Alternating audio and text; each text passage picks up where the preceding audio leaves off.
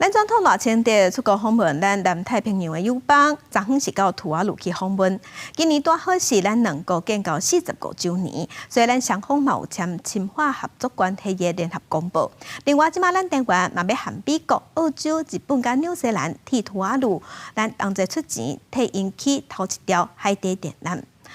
赖总统去访问图瓦卢，伫遐点7点钟了后，续来准备要去美国关岛过境。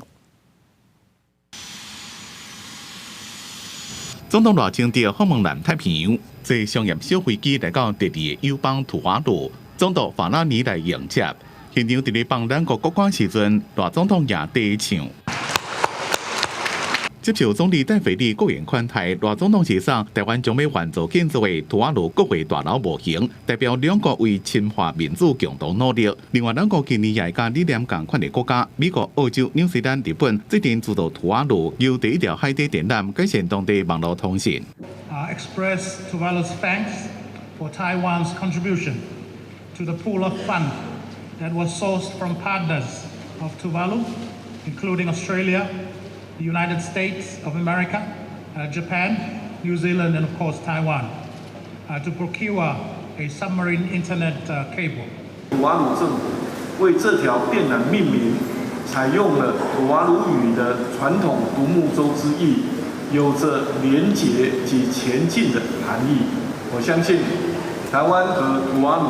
将不断加深连结，携手前进。 拄好大讨建交45周年，双方签深化合作伙伴关系联合公报，希望会当有新的合作。